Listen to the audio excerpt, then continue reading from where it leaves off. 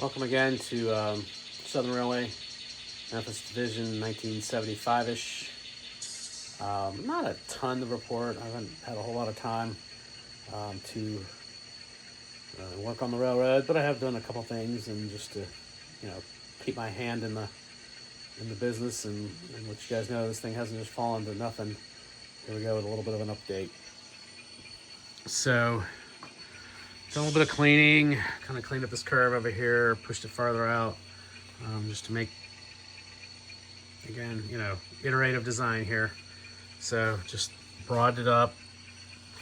Now again, none of this is, this entire piece of bench work here, once the helix gets built, will be replaced. Right now it's literally like two separate boxes, front and back.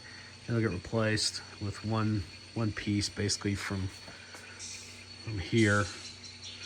I'll cut this out and just this entire piece will be replaced with one, built unit. But for right now, we're just running it, just running trains with what we got up there. But again, we'll see how this goes. Widen this curve out a little bit just for make it run better. Doing a lot of wiring for down here on the lower level, just to check things out, run things.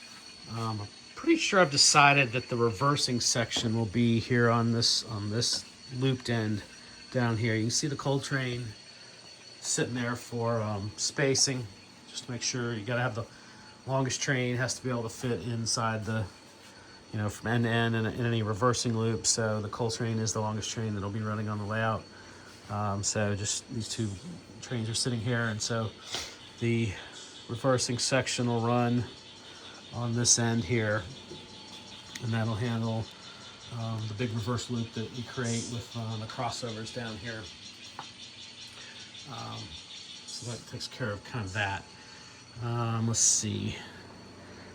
Kind of throw another with this little elevated section in here. Kind of give myself a little bit of better terrain and better base for the the actual rails and stuff. Just threw that in there and testing it out and seeing how that's going to run. So far, it looks pretty good. I think we saw this last time. There's over Bear Creek in the background. All that is scratch built, and when you see it in real time, it looks like it's scratch built. But I guess once you get it painted up and weathered and everything else, it'll probably look all right.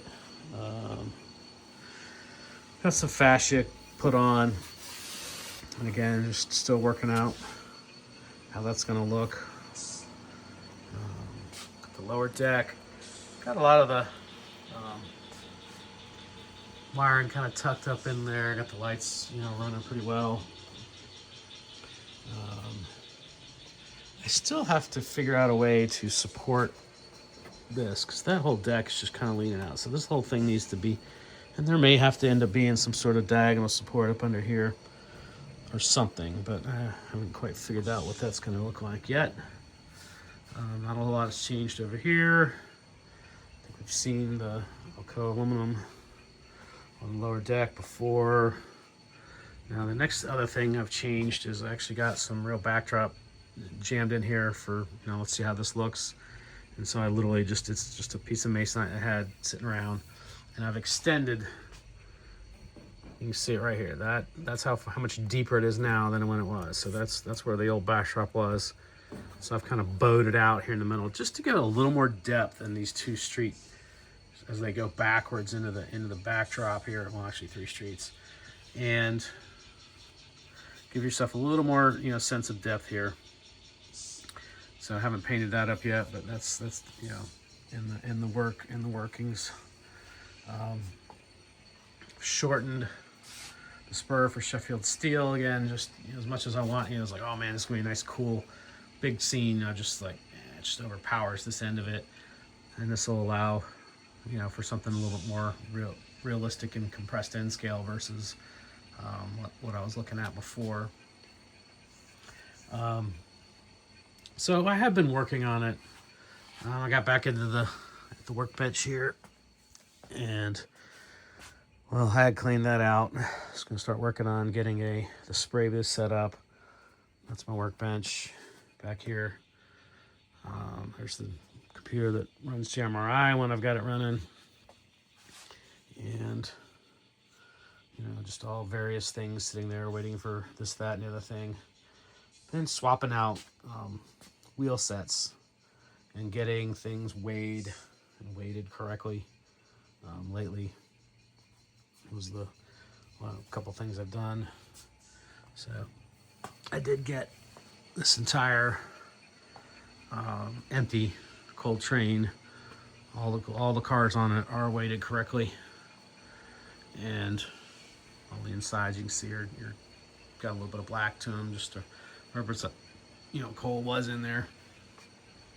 They're empty. Another light up under here that probably was done, I think, from the last video. So again, not a ton of work done, and just been working a lot. You know, coaching. Our boys team made it to the third round of the playoffs this year, first time ever. So I was really proud of those guys for soccer. And then we're already starting to do preseason workouts for the girls team for the spring. So life continues to be very busy, but I am, you know, trying to find modeling time here or there. Right now I got a little bit of a short on this lower level. I'm not quite sure where it is specifically. I think it's somewhere over in this area, and I haven't quite figured out why it's shorting out, whether it's a turnout issue or if I've just got a wire swapped around. But I'm still playing with that right now. The lower deck, I've disconnected the lower deck so they can run trains on the upper. But I'll figure it out before too long and figure that out. But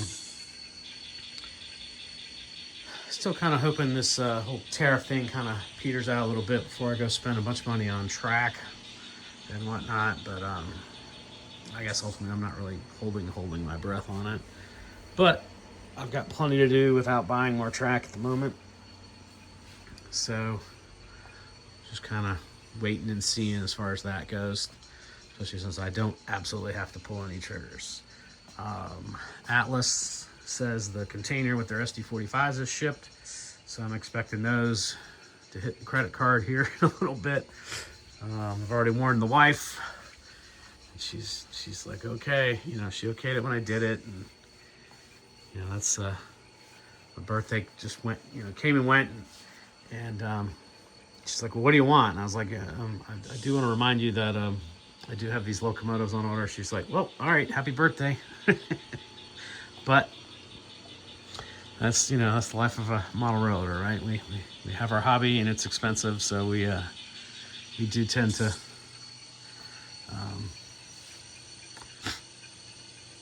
have our money go to certain things, you know, at weird times. But I'm really excited for those SD45s to show up, just to, you know, really kind of round out the fleet here in the mid-70s on the Southern, on the mainline stuff. SD45s were, you know, across the board in, you know, nearly every mainline lash up,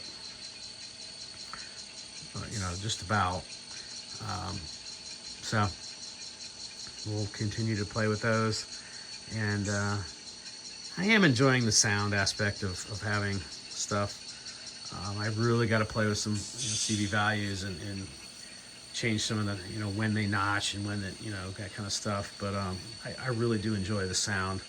Now, I guess as I get more and more locomotives on the layout, it may get a little tedious, and I've yet to turn any of these down at this point, you know, as far as volume of their from factory settings. But that's on the list of things to do. But so again, just, you know, continuing to work on it.